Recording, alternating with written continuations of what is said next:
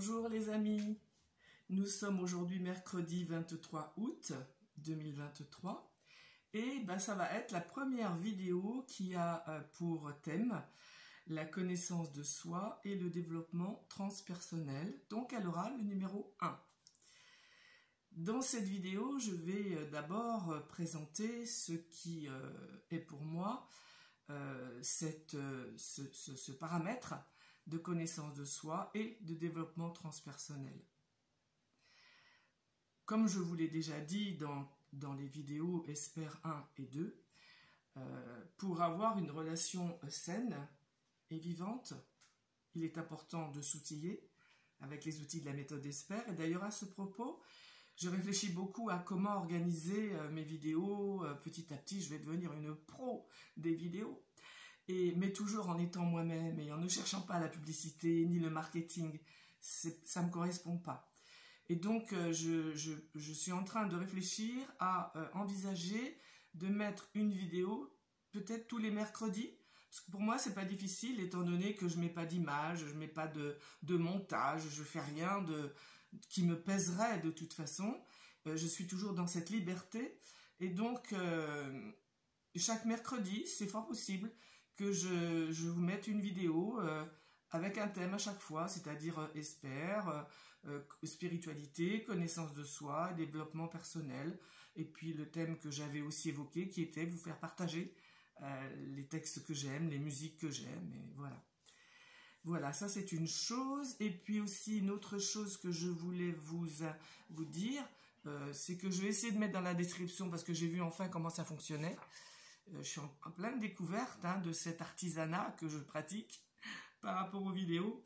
Et donc, je vais vous indiquer ici, mais j'essaierai de le mettre comme ils disent les gens dans la description, mon numéro mon adresse mail. Si vous voulez me contacter personnellement, m'envoyer des mails en dehors de la possibilité de faire des commentaires. Donc, en minuscule, piano 4 vi.do@gmail.com. Donc je le mettrai en bas. Et donc oui, c'est vrai que je reprends mes activités de consultante. Donc je peux aussi vous recevoir en consultation privée pour tout questionnement que vous vous posez. Pas forcément entamer un travail sur vous. Ça peut être très ponctuel. On n'est pas obligé de faire un travail en longueur. Ce qui est bien quand même, mais tout est possible. Le principal pour moi étant de vous rendre autonome le plus vite possible pour ne pas être dépendant de l'aide de qui que ce soit. Moi je prône, vous le savez, la liberté, l'autonomie et l'interdépendance. Donc voilà, donc je reviens maintenant sur le thème qui est le travail sur soi, la connaissance de soi. C'est vraiment important de se connaître. C'est vraiment une nouvelle naissance que l'on va proposer à son être, de pouvoir découvrir, enlever les couches qui ont justement couvert l'être que je suis en tant qu'ego au départ, à l'origine de ma naissance, de ma venue sur cette terre. Et donc, ce travail qu'on va commencer à faire, c'est comme un peu de l'archéologie. C'est vraiment comme un espèce de labyrinthe que l'on va suivre, qui va pas toujours être aisé, loin de là, parce que c'est vraiment du courage. Entamer un travail sur soi, c'est vraiment du courage parce qu'on va se heurter à des blessures, à des croyances, à des concepts de vie que l'on a et vraiment qui sont inscrits en nous d'une façon très très forte, mais qu'on ne voit pas, on ne voit pas ce qu'ils engendrent comme conséquence dans nos vies, comme expérience de vie. Et donc se confronter à tout ça avec une persévérance. C'est ce que je dis souvent, le travail de connaissance de soi, c'est déjà 30% de ce qu'on a à effectuer. Ce qui est déjà énorme. Savoir comment ça se fait que j'ai du mal à être en confiance dans une relation, comment se fait-il que la plupart du temps les relations foirent, comment se fait-il que j'arrive pas à parler en public, que j'ai du mal avec l'argent, que j'arrive pas à avoir une sexualité épanouie. Vous voyez, il y a plein de questionnements qui vont arriver et qui vont être, en tout cas en ce qui me concerne, qui ont été primordiales pour ma vie et pour être enfin en correspondance avec celle que je suis. Parce qu'en fait, c'est ça dont il s'agit. Il s'agit de savoir que ça colle vraiment. Est-ce que ce que je dis, ce que je fais, ce qui émane de moi est vraiment, vraiment ma vérité? Et là, ce sera des questionnements, parce que peut-être que j'y crois que c'est ma vérité, mais peut-être que je ne vois pas que c'est pas ma vérité, j'en sais rien. En tout cas, comment se fait-il si c'est ma vérité? Comment se fait-il que je ne sois pas en paix, que je ne sois pas joyeux, que je ne sois pas simplement tranquille dans ma vie? Comment se fait-il que j'ai des coups de blues? Comment se fait-il que ce n'est pas l'équanimité? Voilà, ça va avec. Ça va avec, c'est-à-dire qu'un travail sur soi, une connaissance de soi fait d'une façon adaptée, adéquate, avec un bon accompagnateur, pour moi c'est primordial, mais je vais peut-être en reparler, et bien c'est ce qui va faire, on va dire, la condition sine qua non, qui va faire que je vais être bien dans ma vie, inséré dans ma vie, pouvoir vivre seul, vivre accompagné, pouvoir être totalement dans une liberté d'être. Et non pas des simulacres de choses spirituelles, le lâcher prise, le pardon. Vous savez, c'est des trucs moi, qui me tiennent très à cœur, hein, à cœur et à corps aussi, effectivement. Et donc, du coup, oui, je suis une défenseuse de l'ego, bien sûr. Et il ne s'agit pas de croire que je suis une défenseuse de l'ego pour le mettre en avant, pour vraiment m'approprier. Non, pas du tout. Pour qu'il soit tranquille, enfin. Pour ne plus le leurrer, cet ego, et pour que le mental se calme. Parce que si le mental n'est pas calme, si l'ego ne permet pas au mental d'être calme, et si le mental mouline, il n'y aura pas de calme à l'intérieur. Or, ce calme, il est là. Comme je vous l'ai dit dans les vidéos spiritualité 1 et 2, le calme, il est là. Je suis le calme, je suis la paix, je suis la joie, je suis l'amour. Qu'est-ce qui m'en a éloigné? Et c'est là qu'arrive le travail de connaissance de soi. Comment je me suis fabriqué? Enfin, quels sont mes dysfonctionnements? Quelles sont les croyances que j'ai par rapport à des tas de choses? Par rapport à la vie, par rapport à la culpabilité, par rapport à comment il faut être. Vous voyez, je me rappelle encore une anecdote et j'en donnerai souvent. J'étais un jour en train de prendre un café avec une amie et elle me dit « Oh là là, je m'inquiète pour ma fille. Elle est partie là, alors je sais plus, à Bordeaux, je sais plus où elle était partie, à Paris, j'en sais rien, je sais plus. Elle est partie en voiture et elle m'a pas donné de nouvelles, je sais même pas si elle est bien arrivée ou pas. » Et bon, moi j'étais en train de boire mon café tranquille, quoi. Hein.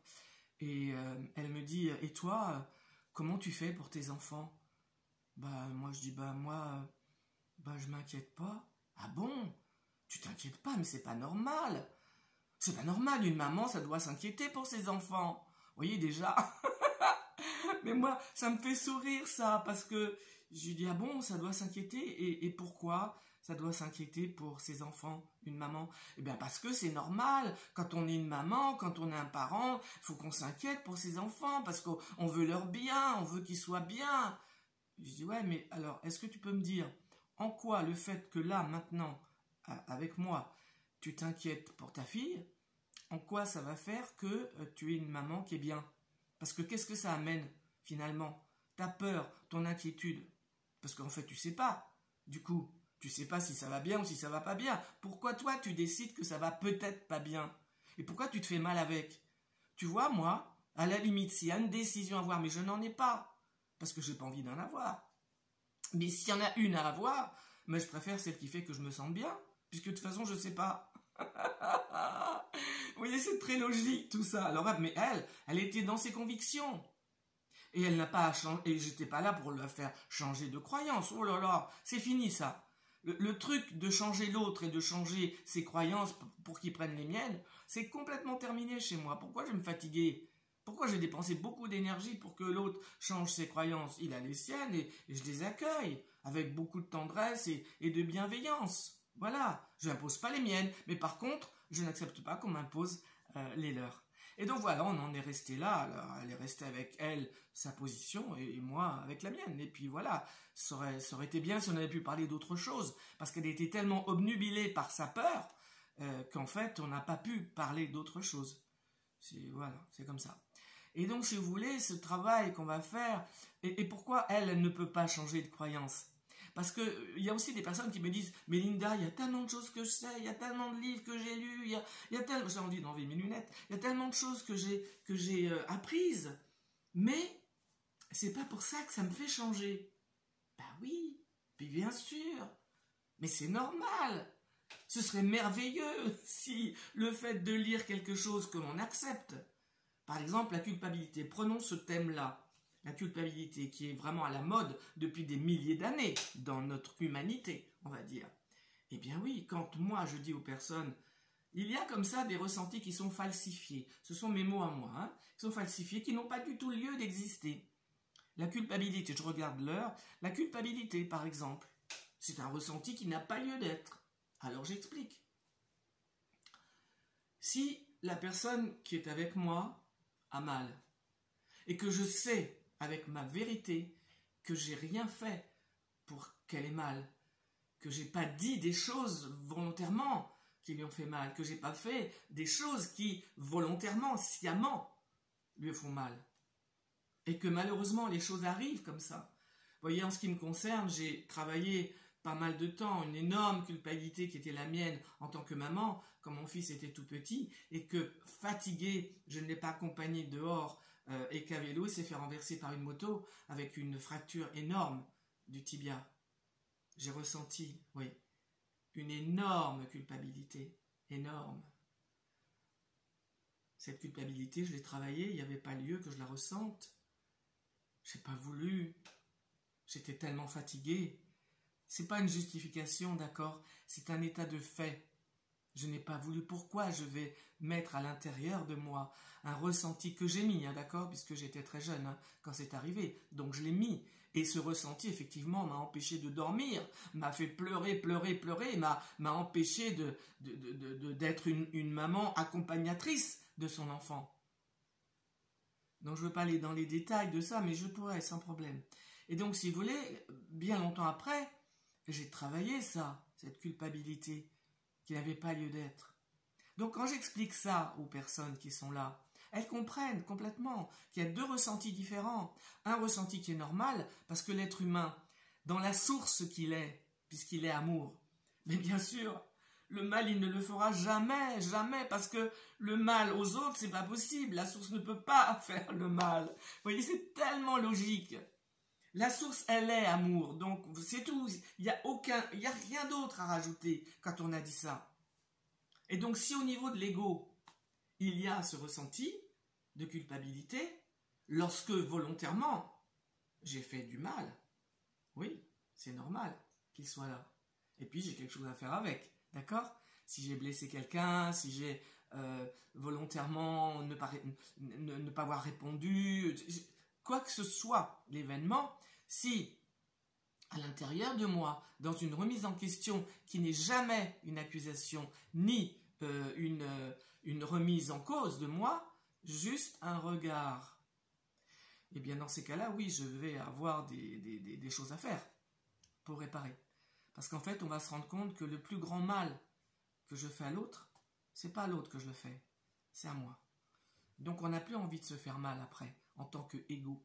Et donc, une fois qu'on a travaillé sur soi et qu'on a découvert ses propres failles, ses propres blessures, eh bien, on n'aura plus le même du tout rapport avec l'autre.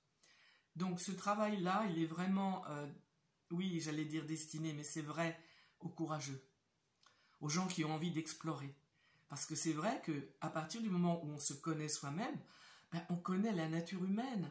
Et c'est ça qui est formidable. Et on ne sera plus dans des psychologies de comptoir. Oui, t'as fait ça parce que ton père, parce que ta mère, parce qu'étant petit. Et moi, je sais mieux que toi. Parce que moi, j'ai lu des livres de psychologie. Moi, ça me fait rigoler. Parce que moi, j'ai pu me fatiguer à faire ça. Bien sûr, j'entends des choses. Dans ma vie privée, quand je suis en société, mais j'entends tout. Bien sûr. C'est, on va dire, une déformation professionnelle. Mais je ne dis rien. Parce que j'ai rien à dire. Je laisse les gens être. Et puis j'entends, oui, parce que si, parce que quand tu étais petite, ta maîtresse d'école, et ben c'est pour ça que tu es comme ci, tu es comme ça. Peut-être que nanana. C'est mignon. Non, c'est très mignon. Parce que ça peut faire aider la personne qui écoute. Hein, si c'est correctement fait. Non pas avec des choses plaquées, c'est ça que je veux dire. C'est des stéréotypes. Voilà, des trucs plaqués. Et c'est normal.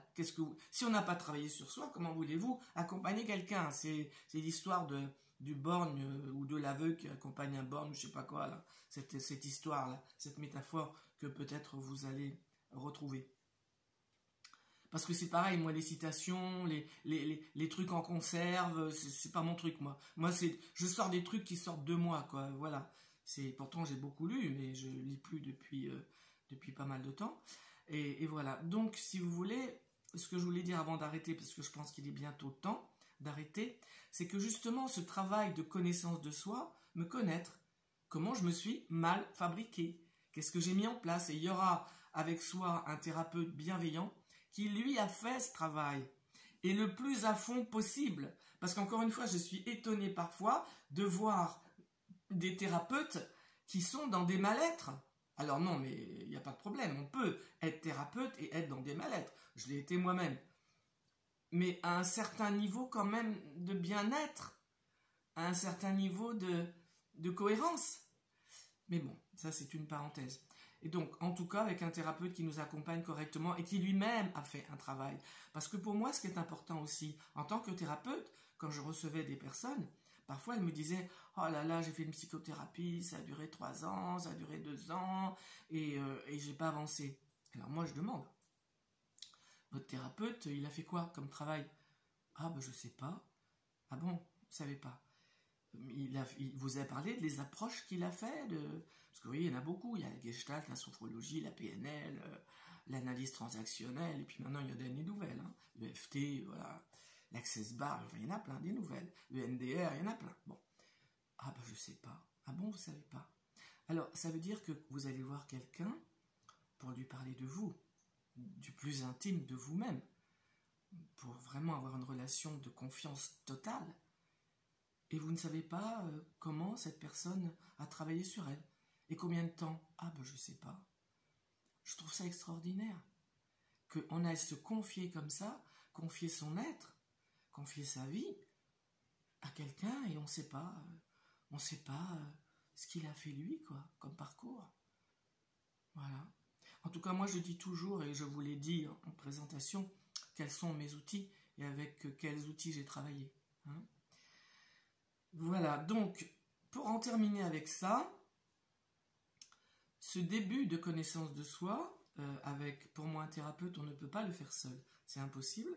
Donc ce début de connaissance de soi va permettre, grâce aux questions qui nous sont posées, grâce à notre volonté d'aller dans l'inconscient, d'aller regarder avec bienveillance, eh bien, simplement ce travail-là va permettre ce que je vous montrais, c'est-à-dire ça, va permettre d'installer à l'intérieur de l'être ce qu'on appelle le témoin, ce que les Anglais appellent awareness.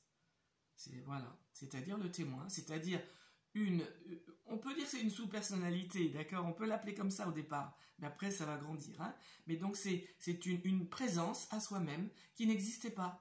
La plupart du temps, on parle, on ne sait pas ce qu'on dit, on n'a pas réfléchi à ce qu'on fait, on est dans le réactionnel, on ne voit pas que c'est l'enfant en nous qui s'exprime avec un adulte, on est complètement inconscient en fait de ce qu'on vit. On vit un petit peu, comment je vais dire, télécommandé quoi, mais par des choses qu'on ne connaît pas. Alors que là, avec ce travail sur soi, va s'installer à l'intérieur de l'être humain un témoin, une présence qui va regarder et qui va pouvoir avoir une vision la plus large possible des fonctionnements, des dysfonctionnements, des croyances, de tout ce qu'on va découvrir dans la psyché de l'être humain. Voilà, je ne sais pas où j'en suis au point de vue du temps, je vais quand même regarder. Ça s'inscrit pas ce truc?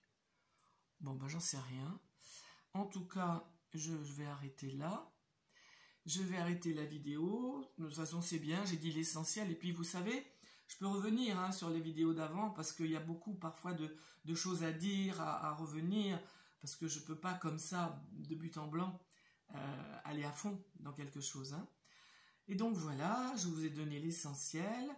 Je vous souhaite une bonne journée, une belle journée, pleine d'énergie, pleine de chaleur, pleine de feu.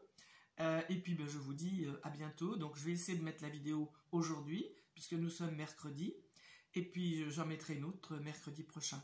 Dimanche, je participe à un salon. Je vais essayer de me faire enregistrer, parce que je vais donner une mini-conférence, un mini-atelier.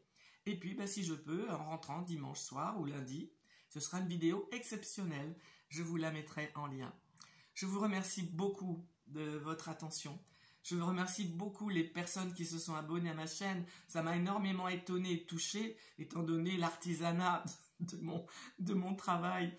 Je remercie beaucoup les commentaires. Vraiment, ça me fait très, très chaud au cœur de voir que vous vous intéressez à pour moi ce qui est essentiel dans la vie, c'est-à-dire ce qui est l'essence d'une existence.